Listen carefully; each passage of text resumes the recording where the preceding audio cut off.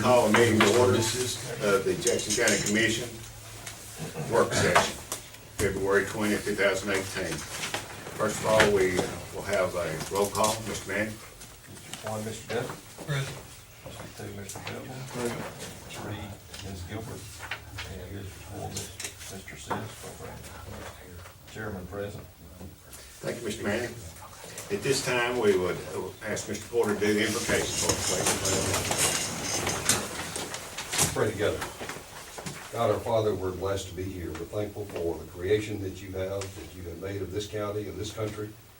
We're thankful for the creation of those people that live here. We're thankful for the commissioners that serve this county and all the other public officials that work so hard to make life better for us. We pray that you continue to watch over them and guide them, direct them.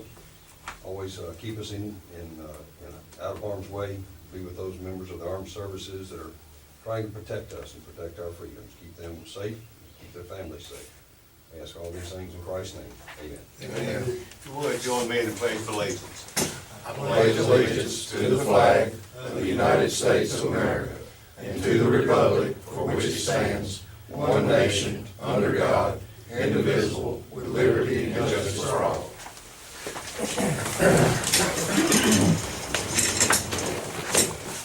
First thing we have is to approve the agenda for today's meeting. Do we have a motion? We have a motion, we have a second. All in favor say aye. Aye. All opposed say no. Next we have public comment from citizens. And we have one person lined up today, and it is Robert D. Keller. That's right. Okay, Mr. Keller. That'll be, if you would like to defer to number 4 under section 5, the petition to vacate a section of Jackson County Road 248. I will speak then, if you choose. Okay, that'd be fine. Thank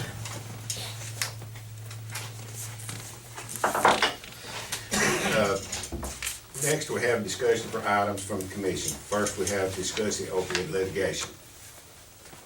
This is something that we had talked about earlier, and Mr. Porter and I have been into some discussion about this and have found some other facts concerning this. And Mr. Porter, if you'd like to sort of bring everybody up to speed a little bit on that. I will.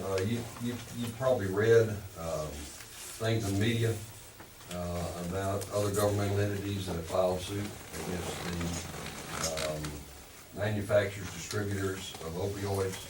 It's all over the TV. Channel 48 running a special every night this week on the opioid epidemic, they call it. DeKalb County has already filed, Marshall County has already filed their complaints in the federal court. All the cases all over the United States are being consolidated into a court in Ohio. One judge up there is handling all these cases. So if Jackson County were to file, that case would then be part of this, what's called multi-district litigation, to address these issues.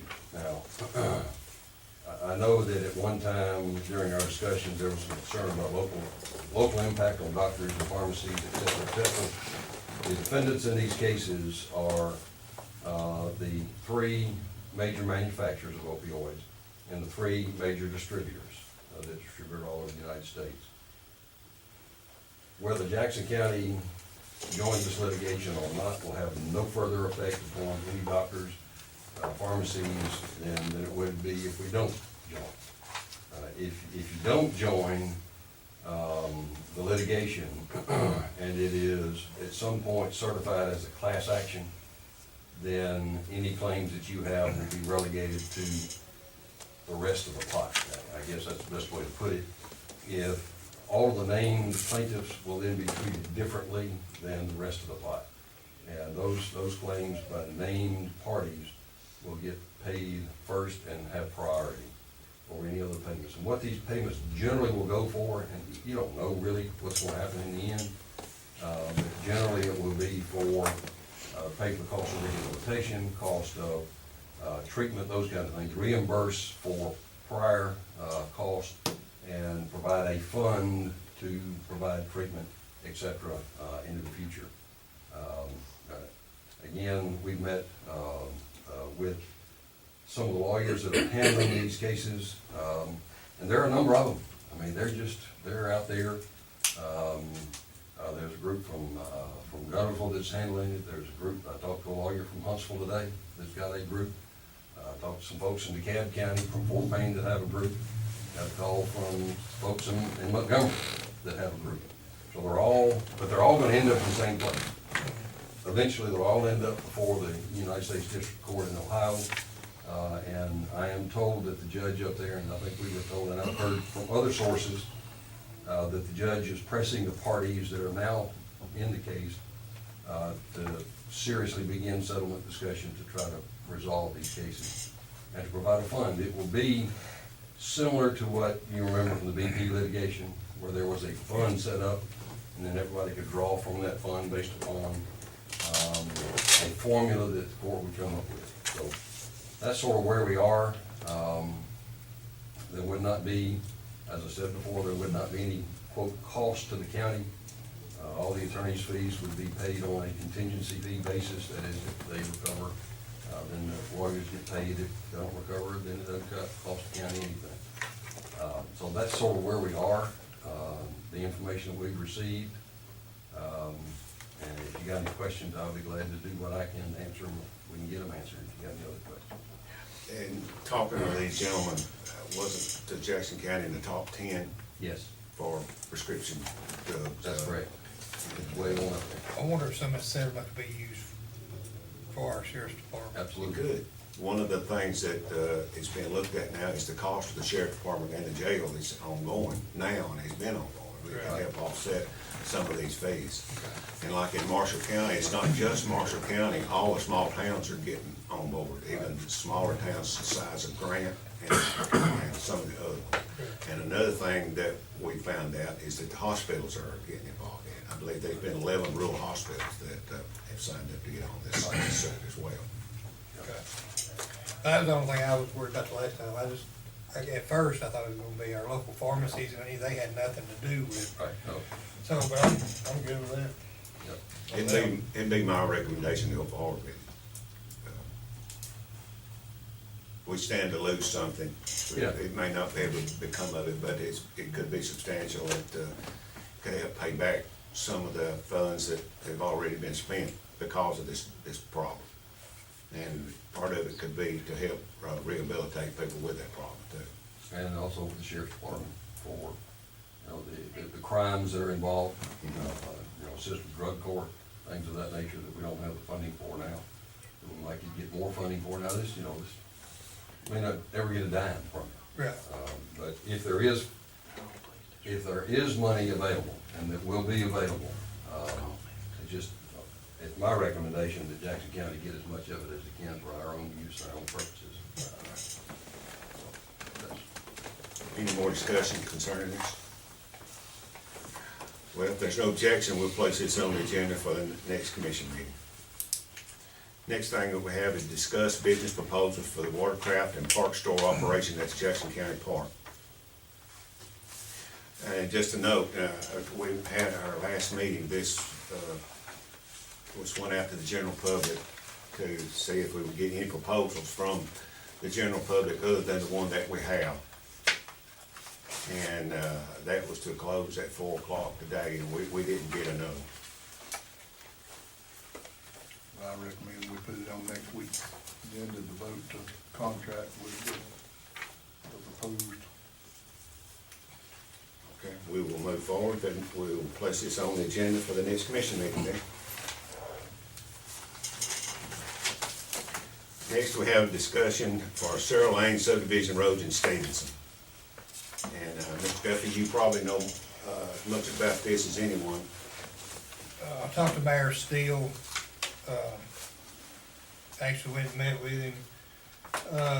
In 1979, they had a council meeting, and in that council meeting, they discussed that the state was gonna pave the road, Sarah Lane, and that they wanted to take it in to the city, but, and somebody was supposed to go from the council meeting. It's very hard, it ain't like our minute book, you have to really, I got out of it what I just told you, plus it costs $10,000 back in to pave that whole road.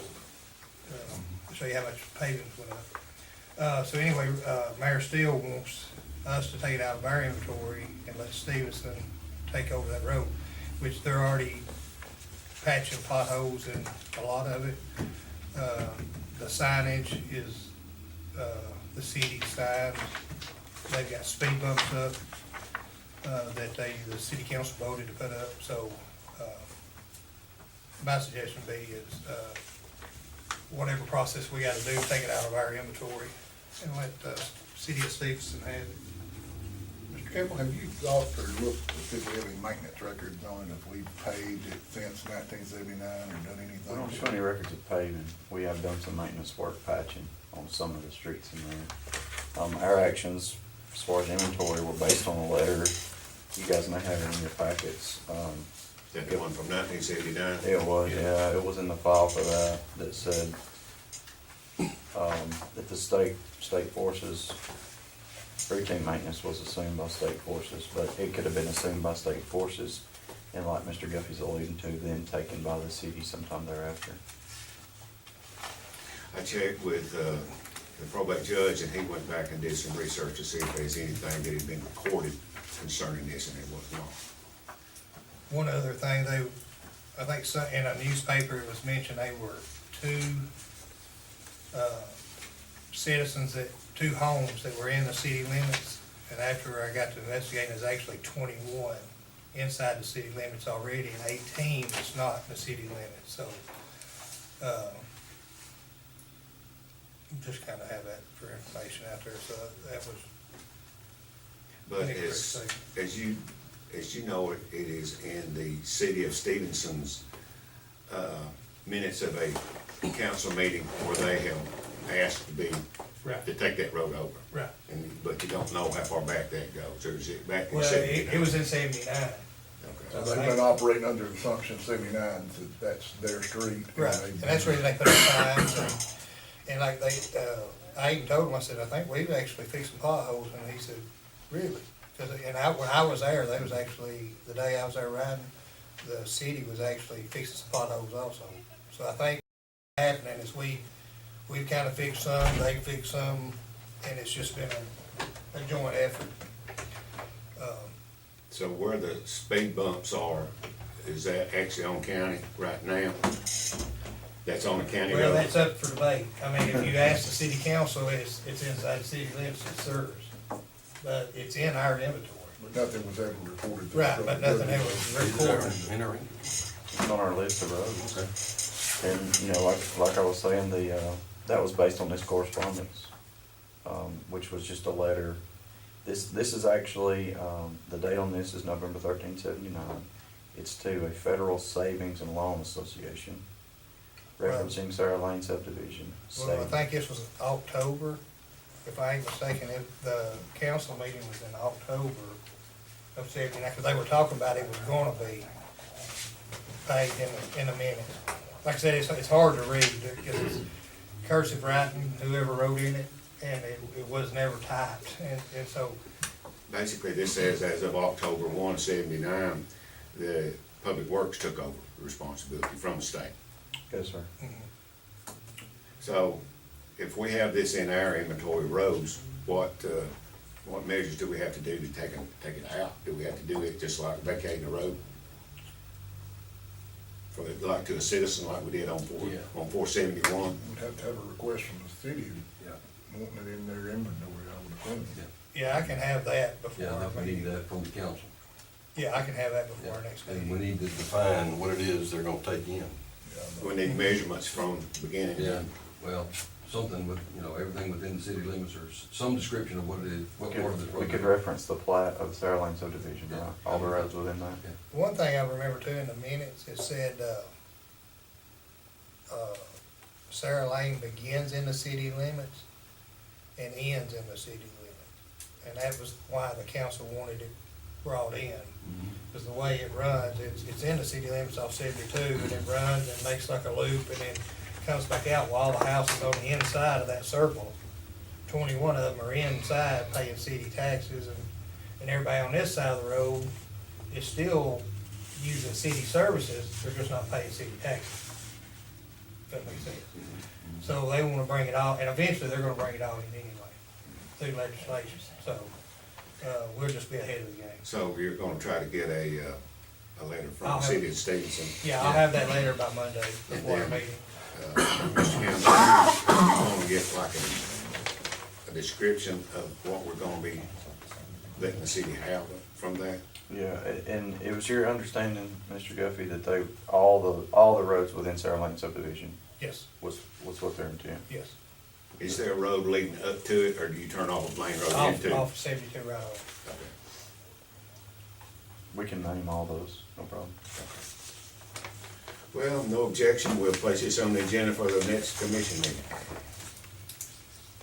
Next, we have a discussion to vacate a section of Jackson County Road 248. And sir, I believe that's what you're here for? That would be me, yes, sir. Right ahead. Chairman, Commissioners, Mr. Porter, thank you for allowing me to speak to you. I'm Dr. Robert Keller. I'm the Chief Executive Officer of the Atlantic Coast Conservancy. We're a 501c3. We hold conservation easements in 11 states, 90,000 acres. Been in business since 2010. To show you what a small world it is, we've actually worked with another John Porter down at Dolphin Island. We've actually preserved land down there. John, I certainly am sorry for your loss, being a conservation biologist.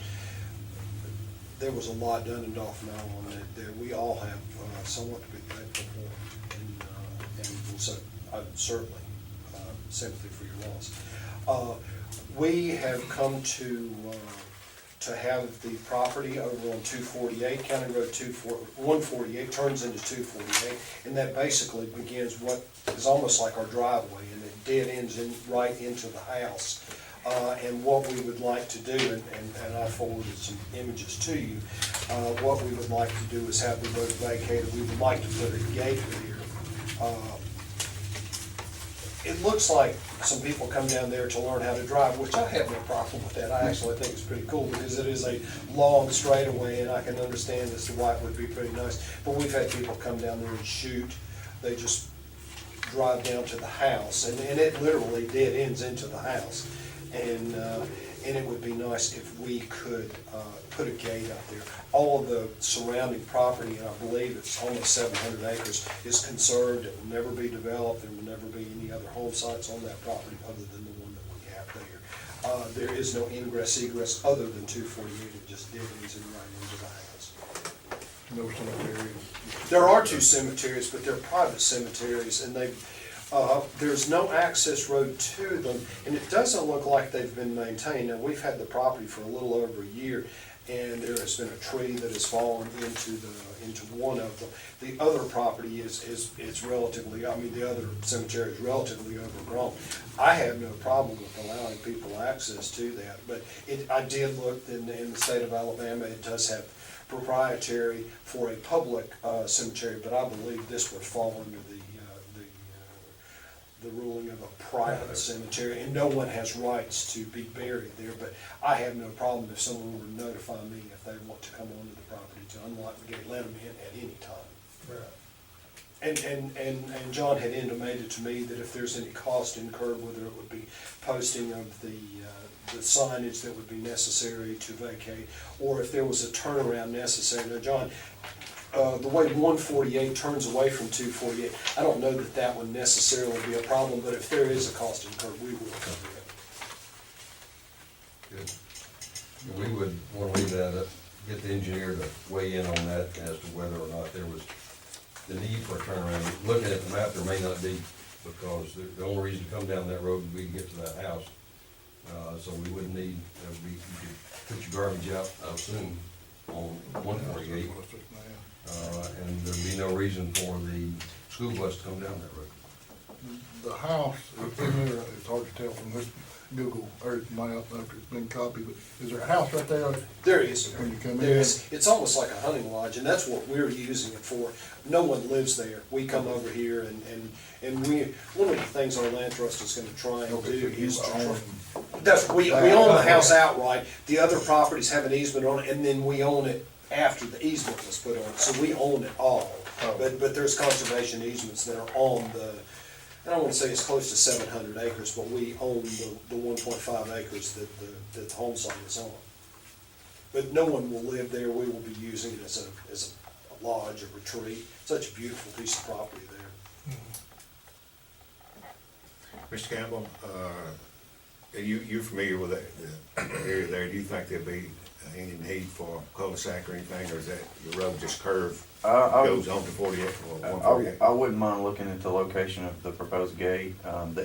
Looks like a short distance there from 148 to where you're proposing the gate. It may be 100 yards to the, Okay. I looked at it today when I was out there, I was just there before, and it may be 100 yards, maybe 75, I was judging it by like a pitching wedge distance, but it's not far, but 148 curves to the left, and if someone were to come in there, they would see the gate. It would be visible from Yes, that it would. point. And Brandon Harper from Cherokee County, who's built all of our gates on our properties, he would be building this one here as well. Gotcha. Does anyone access property through you? No, not at all. If there were to be, someone to need access, or us to learn of someone wanting access to the We'll give you cemeteries. the code. I mean, I have no problem with that. We're the best neighbor you'd ever want to have being a Right. land trust. Yeah, I think what you could do is just put a note on the fence, on the Yes. gate, that says for access to cemetery call. Yes, be willing to And have that's, it. the only requirement is that you provide reasonable access. Yeah. Through our conservation easements, we Right. usually have some time parameters, whether it be 24 hours notice or something like that. We'd be more than happy to do Right. just that. If there's no objection, I recommend that we move forward and place it on the agenda for the next commission meeting. Thank you. Appreciate it. Thank you, Thank sir. And just for the record, the other John Porter was my dad.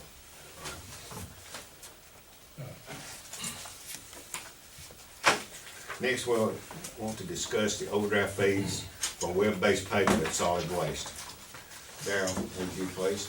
Yes, sir. I just was wanting to bring this to you guys' attention, that we implemented the online trashflowbill.com in 2011, and these fees never were implemented in there at the time. It kind of started off really slow and everything, so they never were implemented in. And on the sheets on the first page in your packet, you can see the number of customers that's actually been declined or insufficient funds. And we have always charged a fee for return checks, and basically this would be the same thing, kind of similar to the return check fee. So, and you can see, we pull back 3 years of information on there. You can look in 2014 or 14, 15, there was a certain amount of people. 2015 it grew, and then 2017 it's continued to grow as more and more people are now going online to pay their bills and use the convenience of paying online. With that, my proposal would be the same as a return check fee, $30 per customer for insufficient funds.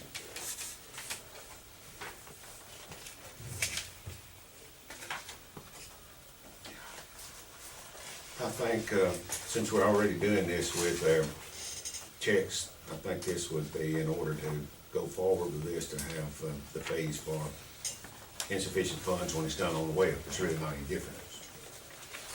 I would agree with that. There's no objection, we'll place this on the agenda for the next commission meeting. Next, to discuss convenient fees for web-based payments. Also, in 2011, when we done this, we never did implement these fees right here. These fees probably would be the most important fees. You can look at the numbers over on the left-hand side and see how much it continues to grow each year. 2015 to 2016 was a pretty good little jump, but from 2016 to 2017 was a really good jump in cost of charges for online billing. And only thing we're requesting right here is when you go online and pay through trash flow, they charge 25-cent fee to us plus 2.95%. The only thing we're asking here is that we charge a 3% fee to just cover the cost of the convenience of using your debit, credit card, or whatever, you know, to pay your bill with. I think this is something that's pretty much customary with everybody else. Everybody does it. You don't, anywhere you go nowadays, 90%, 99% of people will charge a convenience fee for it. Yes, sir. And the only thing this is for, you can see the amount of monies there that's totaled over the 3-year period. It's actually cost us. Yes, it's cost us out of there, yes. So it's just to offset that cost and basically get us back down to zero on that line. It's a no-brainer. Yeah. Well, if there's no objection, we'll place this on the agenda for the next commission meeting. Next is discuss the vacant EMT1 recommendation, and pretty much this is just the selection committee has recommended someone for this position. And if there's no objection, we'll place this on the agenda for the next commission meeting. Next, we'll have it's a vacant temporary labor recommendation, and the selection committee has also made this pick. And if there's no objection, we'll place this on the agenda for the next commission meeting.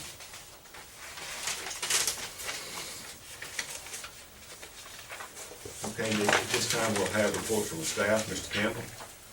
I would like to provide a report, please, on the commercial driver's license policy. It's been 2 years, February 2016, since this commission approved and put into action 2 things, the CDL policy along with a CDL incentive.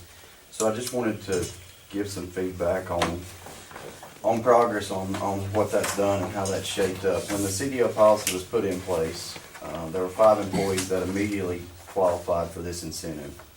And before the deadline expired, 5 more qualified in completing what was required for the incentive, and that made up basically 25% of our employees operating with appropriate CDL licensure. So since then, 11 more employees have gone through the CDL program, and we now have 29 out of 42 that are CDL holders. And so 30 employees in their job descriptions require them to have a CDL. We have 26 out of the 30 that are required that now hold CDLs according to those job descriptions. So that's about operating about 87%. We have 8 new employees that have gone through the CDL program and are basically the future of our department and the ones we'll lean to run this department. So knock on wood, they've all gone through the program, had success, and they're all still with us. So we're very thankful for that. And there are 3 employees in process right now. So when you come over there to get gas, you know, you're dodging all the cones and can't get in and out. That's what we're doing. Okay, we practice. And so I wanted to bring that up for a couple of reasons. One is because there are some employees over there that go above and beyond to make sure that these folks can sit down in the seat and feel comfort when they go to take their performance test. Steve Golden goes above and beyond his regular duties to take folks under his wing, train, show them the trucks, pre-trip inspection, the performance things. He along with others, mimic the setup that they're going to experience when they go for their performance test. So Travis Carter is another employee that assists. And there's others that I'm not mentioning that make time, make allowances, and do things to help these folks. So Dale Ward, she stays in constant contact with Marshall County Tech School Force, organizing these things, setting it up, making it easy, getting training materials so that they can have success in doing this. So I wanted to recognize those folks and all of our employees that worked hard to achieve this, but I also want to thank this commission for making this program possible. And if it weren't for you, we wouldn't be able to have this success. So thank you. Out of the 4 that you said that were under the requirement to have it, but then out of the 30 of them, you said it was 26 that did. Yes, sir. Those 4, are they currently in the program or? No, that is going to be their grandfathered in, you know, Okay. in positions that, or either they're not interested in pursuing. Okay. But this spawned out of issues, as you all probably remember, we had with our on-call emergency response situations, along with daily practices and having appropriate licenses to do the things that we needed to do. So. It's a good program. It really is. It's been successful. And not just those guys, but you've implemented it well, Jonathan. Appreciate your help. Yes, thank you. Darrell, do you have anything else with solid waste? No, sir, not right now. Chief Harlan, do you have anything with the sheriff's department? Mr. Campbell, I'm sorry, I didn't know that was for training. I thought it was a slalom course. My best time's been 22 seconds. But I won't use it anymore, sorry. As you probably heard, we'll be starting our second school resource officer next month. So we'll be doubling our force, that's all I'll say. It's inadequate, but it's better than nothing. Better than what it was. So we'll have some of the schools covered. Good, good. I think it's a good thing. And we're working on some other things with Mr. Dukes to make our schools safer, but that'll be for later on down the road. Right, right. Mr. Manning, do you have anything? No, sir. Mr. Porter? I learned that. That concludes everything on the agenda for tonight, so with that, I'll entertain a motion to adjourn. I'll make that motion. We have a motion. Second. We have a motion and a second. All in favor say aye. Aye. All opposed say no. Meeting adjourned.